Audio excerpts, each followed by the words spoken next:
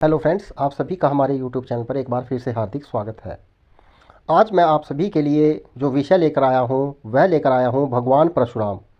भगवान परशुराम को विष्णु के छठे अवतार के रूप में माना जाता है। परशुराम जी त्रेता रामायण काल में एक ब्राह्मण ऋषि के यहाँ जन्मे थे, जो विष्णु के छठे अवतार माने जाते हैं। पौराणिक वृत्तांतों के अनुसार उनका जन्म महर्षि भृंगु के पुत्र महर्षि जमदग्नि द्वारा संपन्न पुत्रेष्टि यज्ञ से प्रसन्न देवराज इंद्र के वरदान रूपी पत्नी रेणुका के गर्भ से वैशाख शुक्ल तृतीया को मध्य प्रदेश के इंदौर जिला में ग्राम मानपुर में जाना पाव पर्वत में हुआ। वे भगवान विष्णु के आवेशावतार माने जाते हैं। प्राचीन काल में कन्नौज में गाधी नाम के एक राजा राज्य करते थे। उनकी सत्यवती नाम की एक अत्यंत रूपवती कन्या थी। राजा गाधी ने सत्यवती का विवाह भृगुनंदन ऋषि के साथ कर दिया। सत्यवती के विवाह के पश्चात वहां भृगु ऋषि ने आकर अपनी पुत्र वधू को आशीर्वाद दिया और उससे वर मांगने के लिए कहा। इस पर सत्यवती ने ससुर को प्रसन्न देखकर उनसे अपनी माता के लिए एक पुत्र की याचना की। सत्यवती की याचना पर भृगु ऋषि ने उसे 2 चरु पात्र देते हुए कहा कि जब तुम और तुम्हारी माता ऋतु स्नान कर चुकी हो तब तुम्हारी माँ पुत्र की इच्छा लेकर पीपल का आलिंगन करना और तुम उसी कामना को लेकर गुल्लर का आलिंगन करना। फिर मेरे द्वारा दी गई इन चरुओं का सावधानी के साथ अलग अलग सेवन कर लेना। इधर जब सत्यवती की मां ने देखा कि भृगु ने अपनी पुत्र वधू को उत्तम संतान होने का चरु दिया है, तो उसने अपने चरु को अपनी पुत्री के चरु के साथ बदल दिया।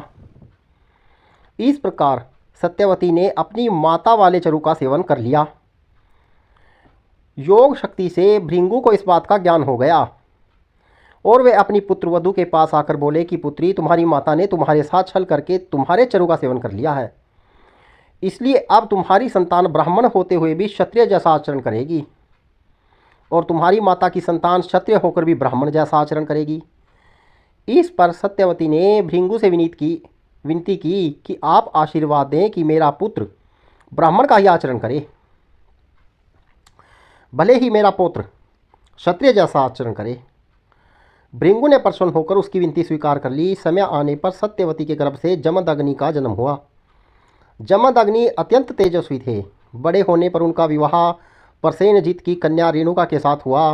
रेणुका से उनके 5 पुत्र हुए और जिनके वान सुखेन, वसु, विश्वानस और परशुराम। श्रीमद्भागवत में दृष्टांत है कि गंधर्वराज चित्ररथ को अप्सराओं के साथ विहार करते देख हवन हेतु गंगा तट पर जल लेने गई रेणुका आसक्त हो गई और कुछ देर तक वहीं रुक गई। हवन काल व्यतीत हो जाने से क्रुद्ध मुनि जमदग्नि ने अपनी पत्नी के आर्य मर्यादा विरोधी आचरण एवं मानसिक व्यभिचार करने के दंड स्वरूप सभी पुत्रों को माता रेणुका का वध करने की आज्ञा दी।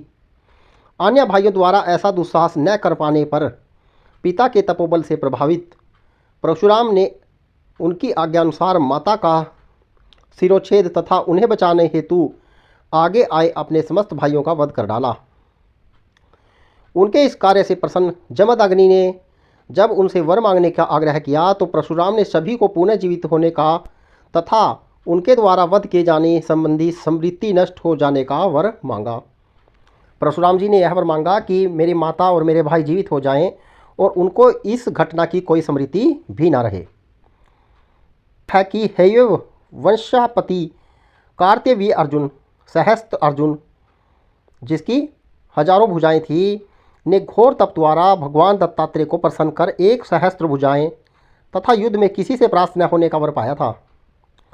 संयोग वंश वन में आखेट करते हुए वह जमदग्नि के आश्रम में जहाँ पहुँचा और देवराज इंद्र द्वारा जमदग्नि को दी गई कपिला कामधेनु की सहायता से हुए समस्त सैन्य दल के अद्भुत आतिथ्य सत्कार पर लोभवंश जमदग्नि की अवज्ञा करते हेतु कामधेनु को बलपूर्वक छीन कर ले गया। कुपित परशुराम ने फरसे के प्रहार से उनकी समस्त भुजाएं काट डाली।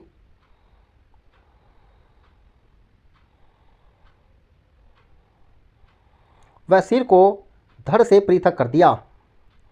तब सहस्त्र अर्जुन के पुत्रों ने प्रतिशोध स्वरूप परशुराम की अनुपस्थिति में उनके ध्यानस्थ पिता, जब परशुराम जी के पिता ध्यान कर रहे थे, जमदग्नि, उनकी हत्या कर दी। रेणुका का पति की चिताग्नि में प्रविष्ट हो सती हो गई।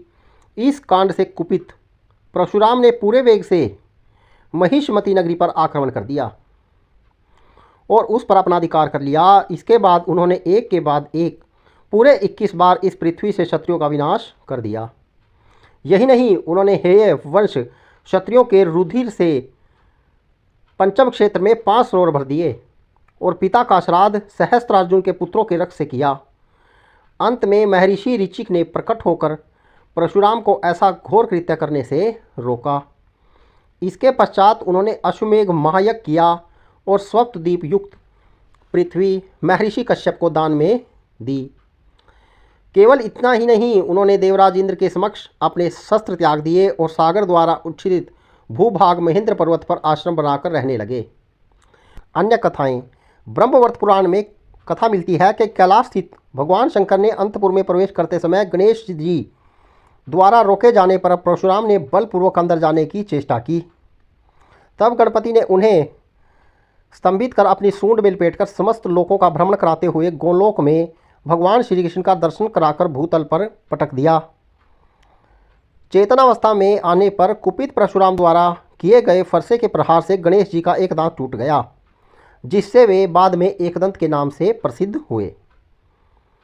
रामायण काल में उन्होंने त्रेतायुग में रामावतार के समय शिवजी का धनुष भंग होने पर आकाश मार्ग द्वारा मिथिलापुरी पहुंचकर प्रथम तो स्वयं को विश्वविदित क्षत्रिय कुलद्रोही बताते हुए बहुत भांति 3 आंख दिखाए और क्रोध किया। सुनहु राम जेहि शिव धनु तोरा, सहस बाहु सम सो रिपु मोरा। यहाँ पर परशुराम जी कहते हैं कि जिसने शिव धनुष तोड़ा है वह सहस्त्र बाहु के समान मेरा शत्रु है।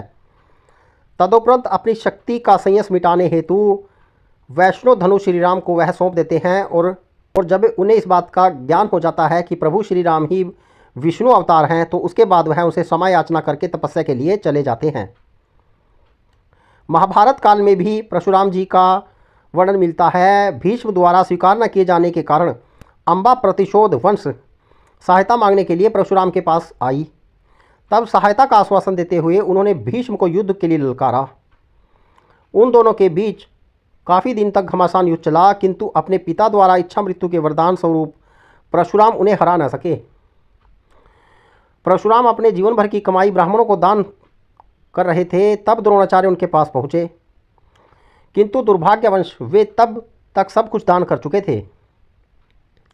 तब परशुराम ने दया भाव से द्रोणाचार्य से कोई भी अस्त्र शस्त्र चुनने के लिए कहा। तब चतुर द्रोणाचार्य ने कहा कि मैं आपको सभी अस्त्र शस्त्र उनके मंत्रों से ही चाहता हूँ, ताकि जब भी मैं उनकी आवश्यकता हो प्रयोग किया जा सके। परशुराम ने कहा एवं अस्तु, अर्थात ऐसा ही हो। इससे द्रोणाचार्य शास्त्र विद्या में निपुण हो गए।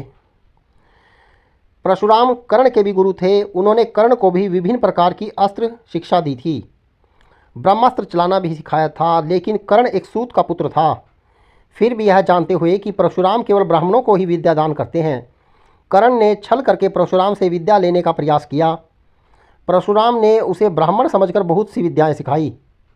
लेकिन एक दिन कथा के अनुसार एक बार गुरु परशुराम कर्ण की जंघा पर सिर रखकर सो रहे थे।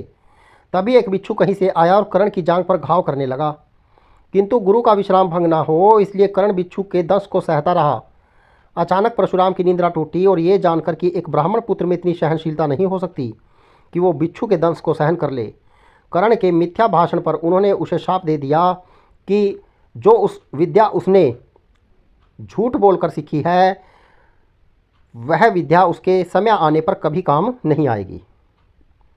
महाभारत और विष्णु पुराण के अनुसार परशुराम का मूल नाम राम था, किंतु जब उन्हें भगवान शिव ने अपना परशु नामक अस्त्र प्रदान किया तो उस परसे को धारण करने के कारण ही इनका नाम परशुराम पड़ गया। पुराण के अनुसार परशुराम भगवान विष्णु के 24वें तथा अंतिम अवतार कल्कि के गुरु होंगे और उन्हें युद्ध की शिक्षा देंगे। वे ही कल्कि को भगवान शिव की तपस्या करके उनके दिव्य अस्त्र को प्राप्त करने के लिए कहेंगे। तो मित्रों, यह मैंने भगवान परशुराम की महिमा अनंत है, जिसका मैं अपने शब्दों के अनुसार वर्णन नहीं कर सकता हूँ। यदि कथा प्रसंग अच्छा लगे तो शेयर जरूर कीजिएगा। जय श्री राम।